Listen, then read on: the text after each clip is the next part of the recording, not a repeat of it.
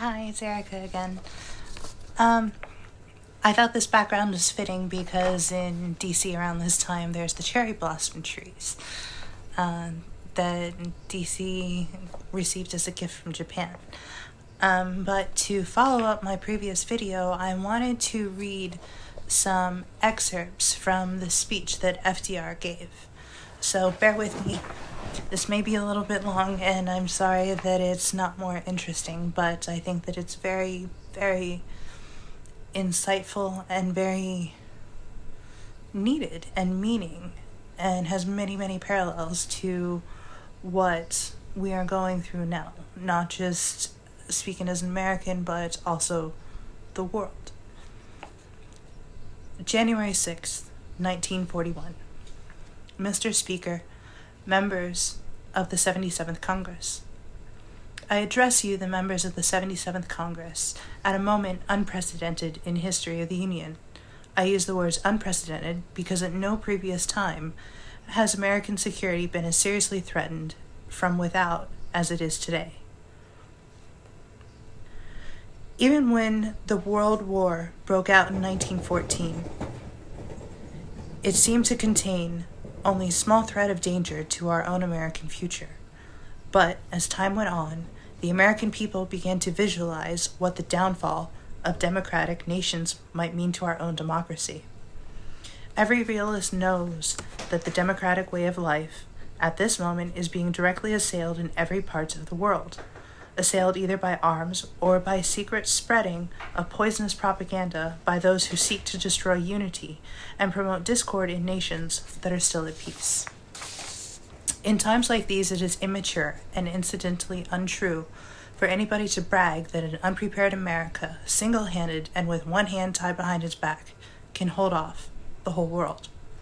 No realistic American can expect from a dictator's peace, international generosity, or return of true independence, or world disarmament, or freedom of expression, or freedom of religion, or even good business.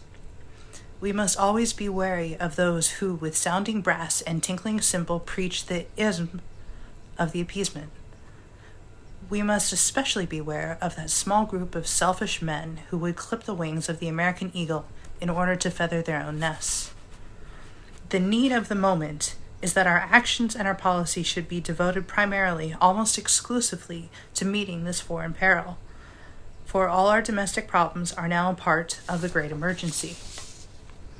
Just as our national policy in internal affairs has been based upon a decent respect for the rights and the dignity of our fellow man within our gates, so our national policy in foreign affairs has been based on a decent respect for the rights and dignity of all nations large and small. And the justice of morality must and will win in the end. In the recent national election, there was no substantial difference between the two great parties in respect to that national policy. No issue was fought out on this line before the American electorate. Today, it is abundantly evident that American citizens everywhere are demanding and supporting speedy and complete action in recognition of obvious danger. Leaders of industry and labor have responded to our summons. Goals of speed have been set. In some cases, these goals are being reached ahead of time. In some cases, we are on schedule. In other cases, there are slight but not serious delays. And in some cases, I am sorry to say very important cases, we are all concerned by the slowness of the accomplishment of our plans. I am not satisfied with the progress made thus far. The men in charge of the program represent the best in training, in ability, and in patriotism. They are not satisfied with the progress thus far made. None of us will be satisfied until the job is done. No matter whether the original goal was set too high or too low, our objective is quicker and better results. The happiness of future generations of Americans may well depend on how effective and how immediate we can make our aid felt. No one can tell the exact character of the emergency situations that we may be called upon to meet. The nation's hand must not be tied when the nation's life is in danger. We must all prepare to make the sacrifices that emergency, almost as serious as war itself, demands. Whatever stands in the way of speed and efficiency in defense preparations must give way to the national need. A free nation has the right to expect full cooperation from all groups. A free nation has the right to look upon the leaders of business, of labor, and of agriculture to take the lead in simulating effort, not among other groups, but within our groups. The best way of dealing with the few slackers of troublemakers in our midst is first, shame them by patriotic example, and if that fails, to use the sovereignty of the government to save the government. As men do not live by bread alone, they do not fight by armaments alone.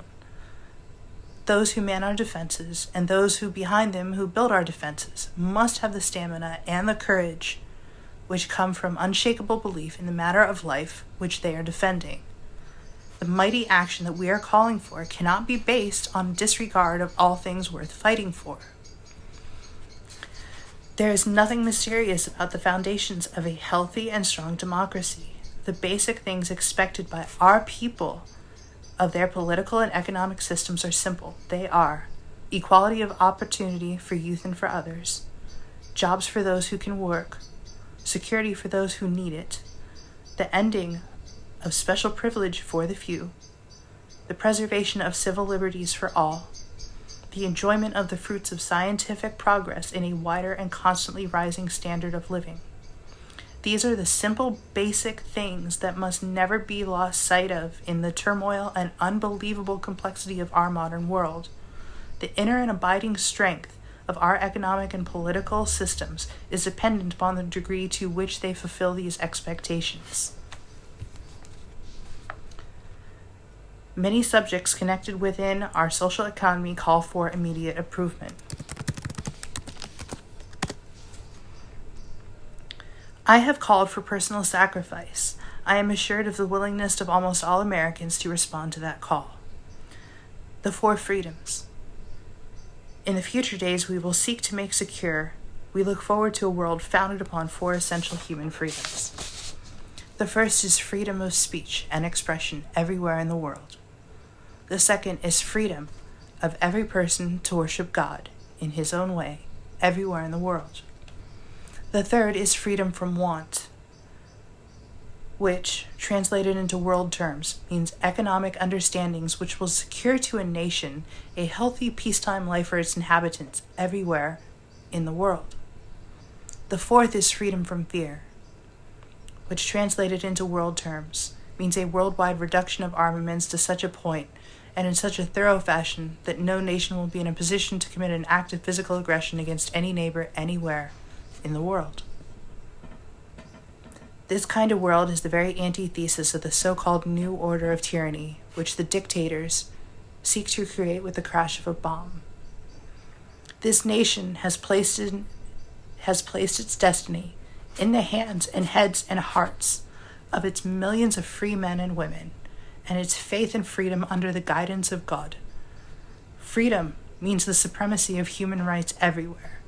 Our freedom support goes to those who struggle to gain these rights or keep them.